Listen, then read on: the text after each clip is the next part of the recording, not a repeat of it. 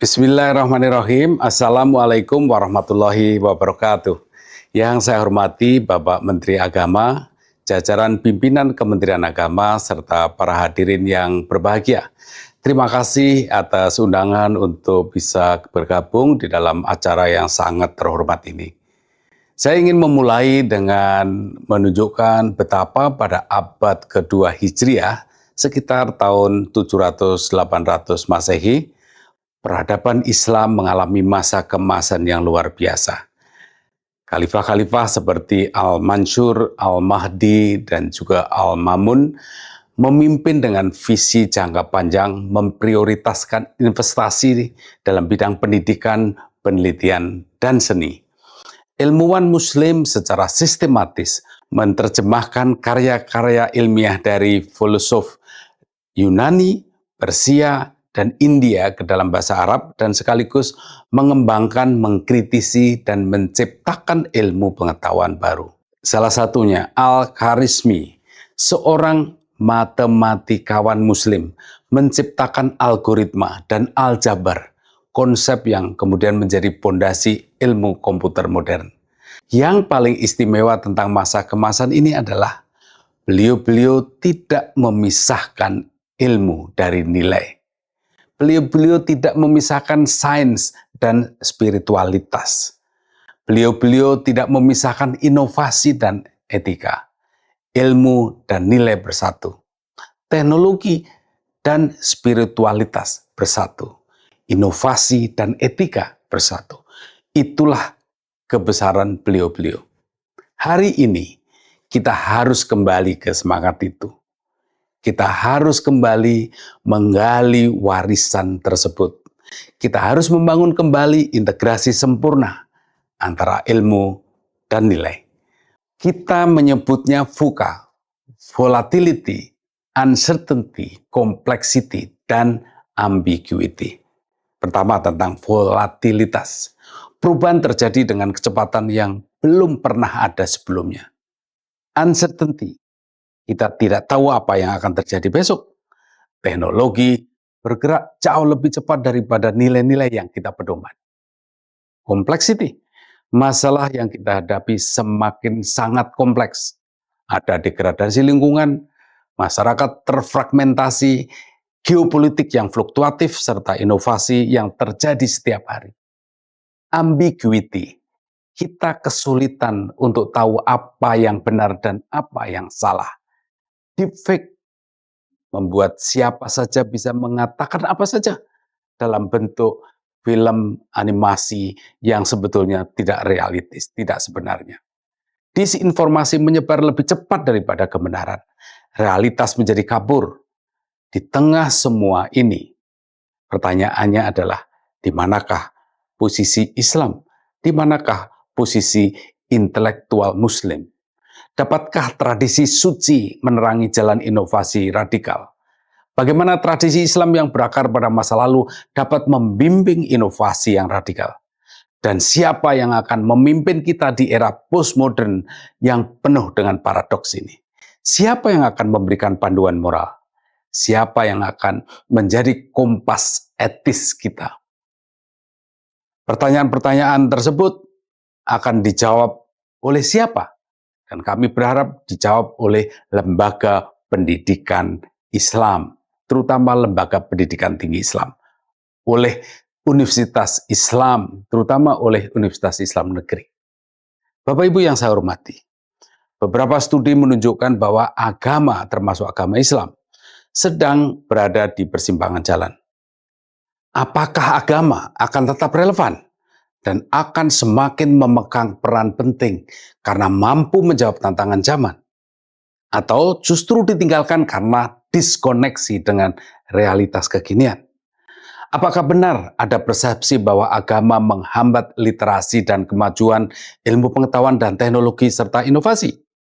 Ini adalah tantangan terbesar bagi pendidikan Islam. Kita harus menunjukkan bahwa Islam adalah kerangka dinamis untuk mempersiapkan masa depan yang etis, yang harmonis, berkeadilan sosial, dan yang ekologis. Dan salah satu pendekatan utamanya adalah future studies, yang bukan sekedar prediksi tentang apa yang akan terjadi, tetapi juga tentang membentuk masa depan yang kita inginkan. Dan lembaga pendidikan Islam khususnya UIN sudah sewajarnya dan seharusnya menjadi pusat etika teknologi berbasis Islam. Sebab disrupsi teknologi telah membawa tantangan etika yang belum pernah ada sebelumnya.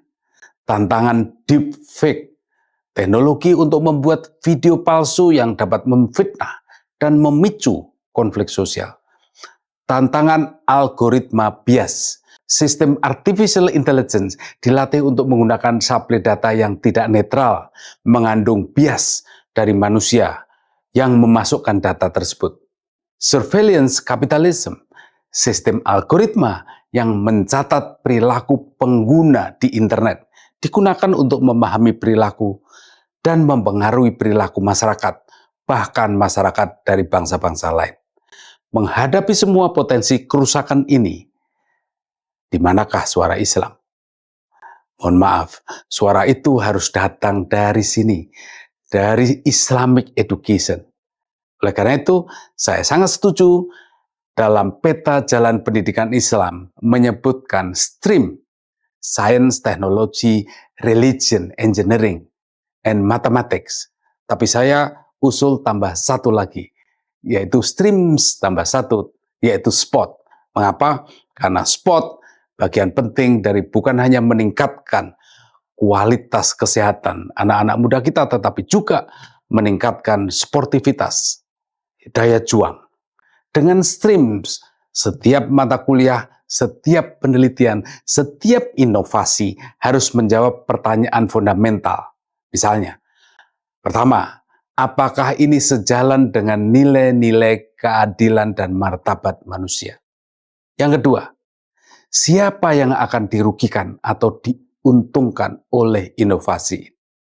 Yang ketiga, bagaimana memastikan bahwa kemaslahatan dan kesejahteraan semua orang menjadi tujuan, bukan sekedar keuntungan. Inilah yang harus menjiwai pendidikan Islam di abad 21. Merangkul sains dan teknologi dengan penuh semangat, tetapi dengan kompas etika yang jelas.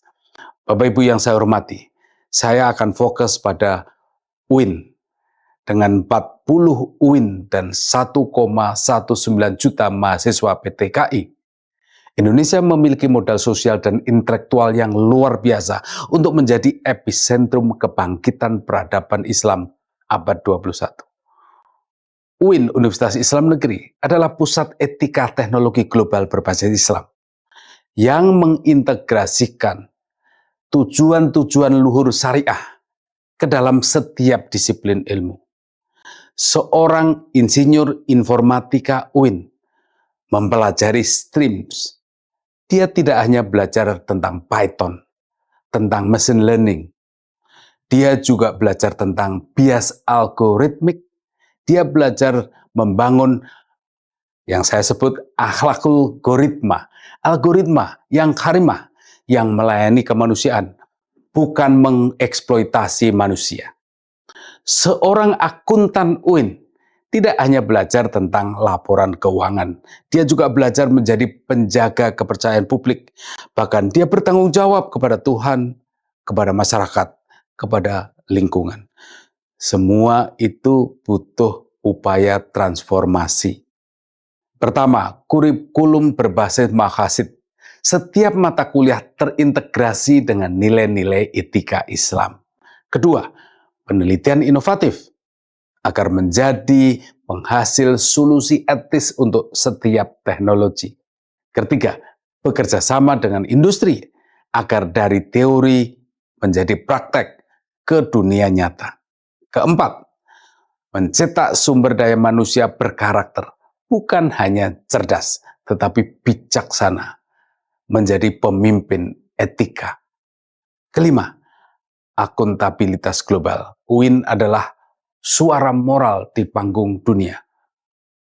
Bapak Ibu yang saya hormati, apakah paradigma kita masih berpikir bahwa ilmu dan nilai terpisah? Apakah kita masih berpikir bahwa sains dan spiritualitas tidak bisa bersatu? Apakah teori-teori yang kita ajarkan masih relevan? Ataukah sudah usang? Apakah kurikulum kita mencerminkan kebutuhan masa depan? Ataukah sudah tertinggal? Apakah metode pengajaran kita masih efektif? Apakah kita sudah mengadopsi metode pembelajaran yang lebih interaktif, kolaboratif, dan project-based learning? Apakah referensi kita gunakan masih relevan? Apakah kita sudah mengintegrasikan referensi klasik Islam dengan literatur kontemporer tentang etika teknologi, future studies, dan inovasi? Apakah budaya akademis kita telah mendorong kreativitas, inovasi, dan keberanian mengambil risiko? Apakah kita sudah membangun budaya akademis yang mendorong eksperimen dan pembelajaran dari kegagalan? Transformasi ini mengharuskan integrasi diri UIN dengan ekosistem inovasi dan industri. UIN tidak bisa bekerja dalam isolasi. UIN harus terhubung dengan startup, dengan perusahaan teknologi, organisasi masyarakat sipil, dan lembaga-lembaga penelitian. UIN harus mendukung mahasiswa dan dosen UIN untuk mengembangkan startup berbasis nilai-nilai Islam. Kita harus memastikan bahwa inovasi yang dihasilkan oleh UIN tidak hanya menguntungkan secara komersial, tetapi juga memberikan dampak sosial dan lingkungan yang positif.